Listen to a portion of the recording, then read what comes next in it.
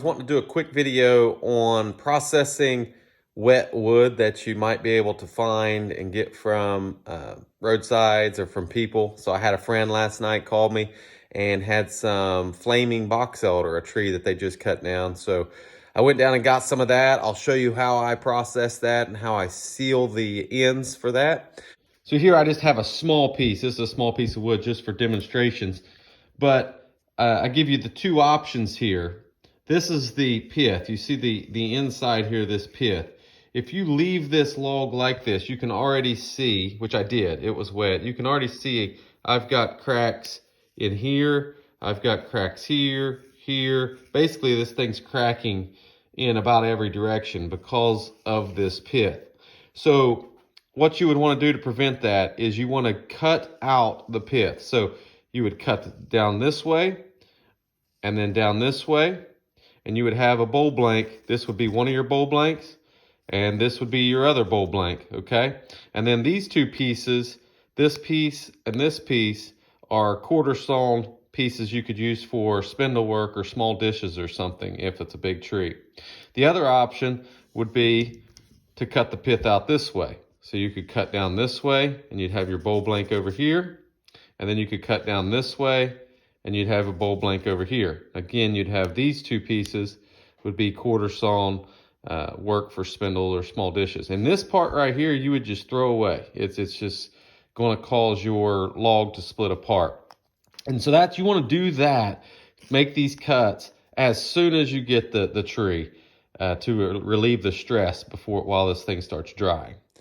And which option of how you cut that pith out, you just want to take a look at the log and just kind of envision which one's going to create a better looking bowl, whatever you're looking for. So like if there's a knot or there's a piece of crotch or something, how can you split that in half, right? And cut that pith out and get two interesting bowl blanks that's going to create some neat grain. So just kind of take a few seconds there, take a look at it, make a decision, and then cut out the pith on both sides. Okay, and right here I have two, this is a cherry. This is a cherry log with two bowl blanks. So you can tell that this is where the tree was. So this part I cut out, the pith was in here. So I cut this part out and then I saved these two pieces back here for turning. And then here's my two bowl blanks. Okay, so you would cut it out like this and these did not split. And then what you would do is seal these ends, which I'm going to show you what I use to seal these ends. So here's the flaming box elder I got. I'll show you some close-ups.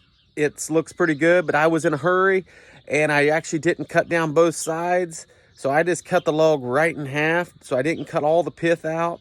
So I may get mixed results here and I may have some of these bowl blanks split. Now I will say that I left them pretty long. So if it does split on the ends, I can cut off the split part later.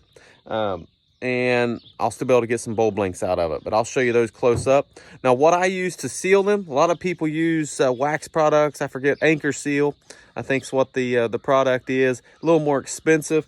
I use a product called Tree Saver that one of the turning websites uses. I think Mike Mahoney's the one that promotes that. I will say after I bought it, it's just Elmer's glue. It's kids Elmer's glue with a little bit of green dye in it. So if you can find old school kids Elmer's glue, the white stuff, that's what I use to seal the ends of my blanks. I also use it whenever I rough turn a wet bowl for it to dry.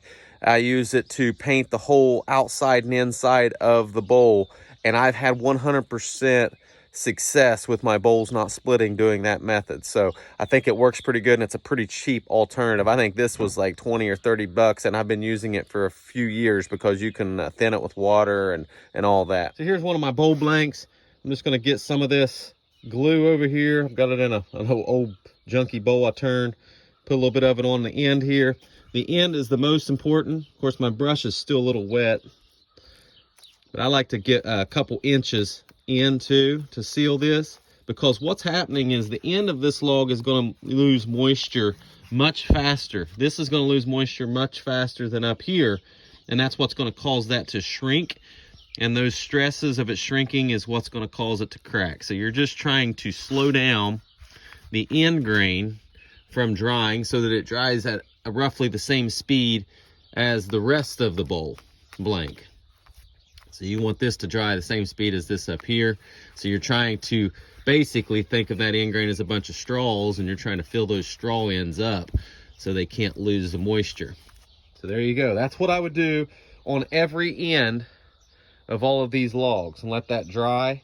And then I would try to store this out of the sun somewhere. I also want to say, you're not going to be able to save every bowl blank. You're going to have some that have some kind of tension in them, and they're going to crack on you. And so as a beginning wood turner, you're going to be looking for wood, and you're going to get this wood. You're going to take some effort, go out with a chainsaw, and then a bunch of it's going to crack, and you're not going to be able to use it for the bowls that you wanted to make, and you're going to get discouraged. And then what you're going to find out a few years later is that it's kind of addicting, I think, for wood turners to collect wood. So I've got more wood than I'm ever going to turn in my lifetime as bowl blanks. And every time someone calls me and shows me a tree and it's got some really cool character to it and some neat grain, I'm like, oh, I got to go get a little bit of that. So you'll have eventually 4 or 5 years after you start turning, you'll have so much wood drying that you'll never be able to turn it, and you'll end up probably using some of it for firewood. But if you want to make sure that those bowl blanks do not crack on you, the safest way is, as soon as the tree's cut down and you get it back home, turn it into rough bowls as quick as you can. That's the safest method. Instead of doing these, cutting the logs in half, cutting the pith out and sealing the ends, just cut the logs in half. And if you can't get to them in a day or two, put them in a garbage bag or cover them up so they won't dry too fast. And then turn them as fast as you can. So just rough turn them and leave enough excess, because they're going to warp. Okay, so you turn them, paint them with that Elmer's wood glue, or Elmer's school glue, and then let them dry for 5-6 months. Let them dry, and then they'll warp a little bit, and then you have to remount them on the lathe and true them up. And that's the safest method to guarantee that you will be able to use all of your wood. I don't have the time to do that, so if I cut down a tree, I will maybe have time to turn a bowl or two, rough turn a bowl or two, but normally I'm just sealing the ends. And then whenever I have time, and it may be several months later, it may be a year later, I turn the bowls when I have time. So it's all up to just what your schedule's like.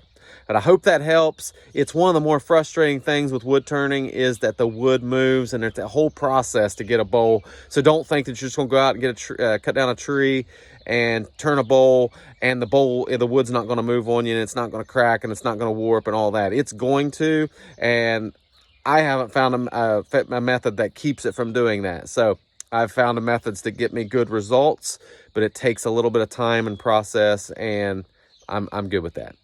Hope that helps.